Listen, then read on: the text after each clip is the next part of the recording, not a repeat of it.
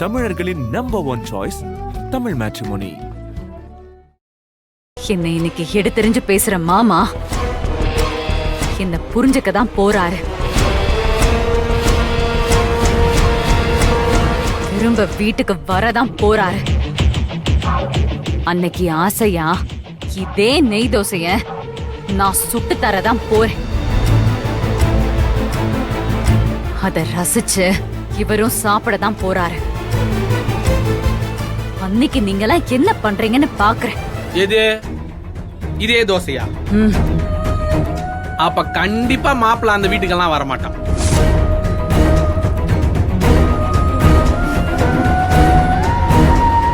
ஏய், அங்க என்ன முறைக்கிற? ஒழுங்கா இடத்த காலி பண்ண, இல்ல அன்னைக்கு மலை கோயில்ல விழுந்த மாதிரி 4 அறை விழும். படி.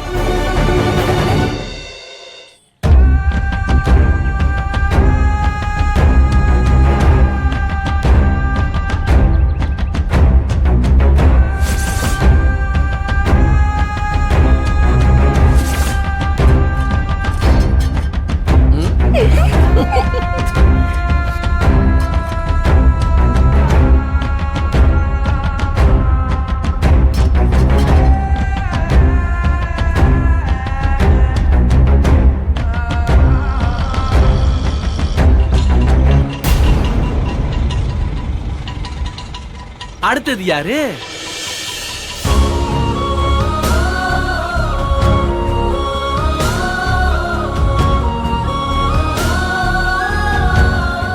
மில்லி போன உடனே ஹீரோயின் வந்து இறங்கிட்டா. நல்ல வேலை இவ போனா. ஆனந்தி வந்து இங்க இறங்கும் போது அவன் மட்டும் இங்க இருந்திருந்தா இந்த வேதாலாம் மறுபடியும் முருக மரம் ஏறி இருக்கும். மாப்பிள, உன் தவம் வீணா போலடா. காதல் கடவுள் மன்மதன் உன் பக்கம் இருக்காண்டா. அதான் ஆனந்தி உன்னை தேடி வந்துட்டா. மன்மதன் கூட இருக்கிறதெல்லாம் இருக்கட்டும், நீங்க கடையை சாத்திரி கிளம்புறீங்களா? எதே இருந்த தவத்துக்கு வரம் வாசல் தேடி வந்திருக்கு. கரடி மாதிரி கூட இருந்து கெடுத்துறாம நடைய கட்டுங்கன்னு சொன்னேன். டேய், கொஞ்ச நேரத்துக்கு முன்னாடி தான்டா துளசி கிட்ட நாங்கெல்லாம் உன் குடும்பம்னு சொன்னேன். அப்படியா சொன்ன? தப்பா சொல்லிட்டேன். இடத்த காலி பண்றீங்களா?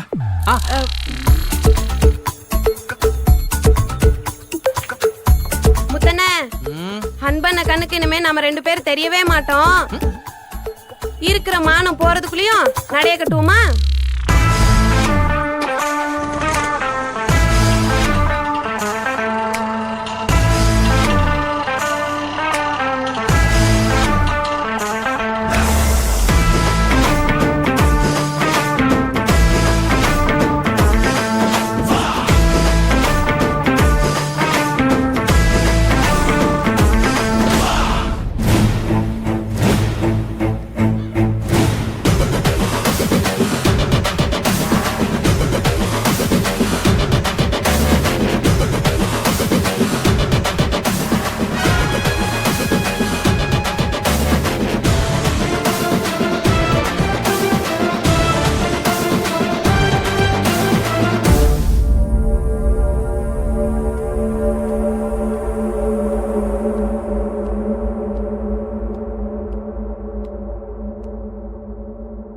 நீங்க 2 பேரும் இங்க என்ன பண்றீங்க?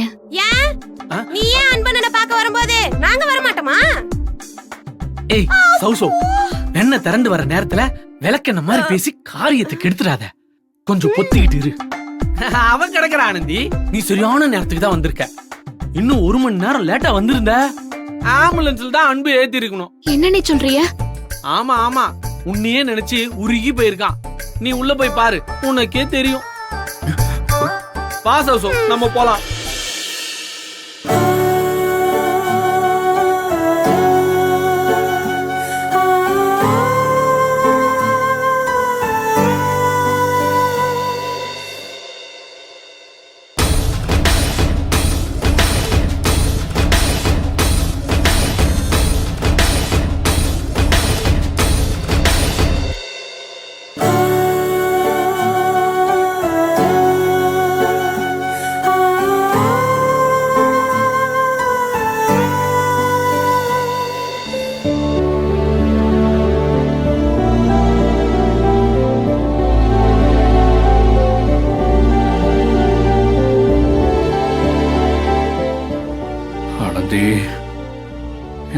வரலாறுல நம்ம ஒண்ணு சேர்ந்த மாதிரி வாழ்க்கையில நம்ம ஒண்ணு சேரவே மாட்டோமா?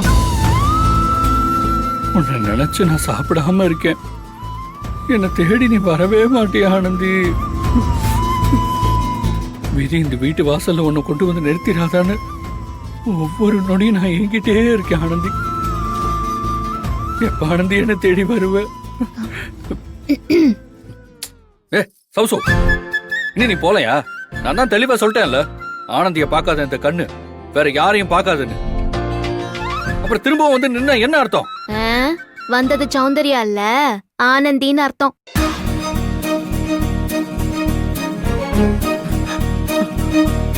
ஆனந்தி,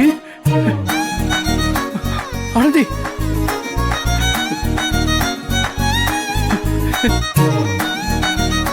ஆனந்தி, ஆனந்தி, ஆனந்தி நீயா? நிஜமாவே நீதானா? ஐயோ, இது கனவா நினைவான்னு தெரியலையே. ஆ, வலிக்குது. நிஜம்தான். அப்ப உண்மையிலே நீதானா?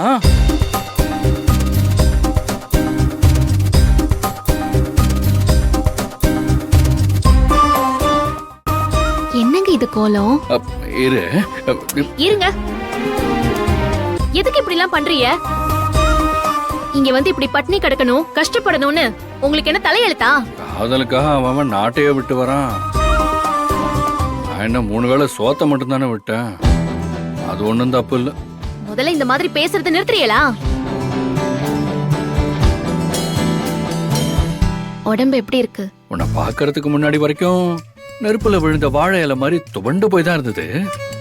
ஆனா இப்போ உன்னை பார்த்ததும் தெம்பு வந்த தேக்கு மாதிரி எழுந்து நின்ட்டேன் பாத்தியா? வாய திறந்தாலே இந்த பேச்செல்லாம் எங்க இருந்ததே வருதோ தெரியல. வாயிலேருந்து மட்டும் வரல ஆனந்தி, அப்படியே மனசுல இருந்தும் வருது. உன்னை பார்த்த சந்தோஷத்துல அப்படியே மனசுல இருந்து பொங்கி வருது. போதும் போதும், எப்படியோ நான் உங்களை தேடி வரணும்னு பிடிவாதம் பிடிச்சு வர வச்சு காரியத்தை சாதிச்சிட்டியல்ல.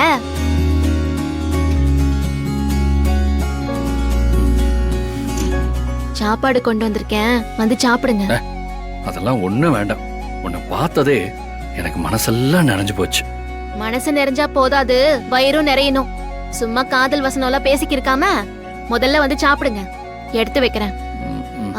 அம்மா, தட்டெல்லாம் எங்க இருக்குது? அங்க கிச்சன்ல இருக்கு. கிச்சனாவது சுத்தபத்தமா இருக்குமா, இல்ல அங்கேயும் இந்த படுக்கை ஏற மாதிரி கண்டதையும் போட்டு வச்சிருப்பீங்களா? ஆஹ், ஆஹ். அதெல்லாம் நல்லா சுத்தமா தெளிவா தான் இருக்கும். அப்புறம் ஏன் இங்க மட்டும் இப்படி இருக்கு? அது பேச்சுலர் ரூம்னா அப்படிதான் முன்ன பின்ன இருக்கும். என்ன பண்றது? அதனால தான் கேக்குறேன், இப்படி வாழணும்னு உங்களுக்கு என்ன தலையெழுத்தான்னு. கரெக்டா கேட்ட. உன்னை கல்யாணம் பண்ணிக்கிட்டு நான் எதுக்கு பேச்சுலர் வாழ்க்கை வாழணும்?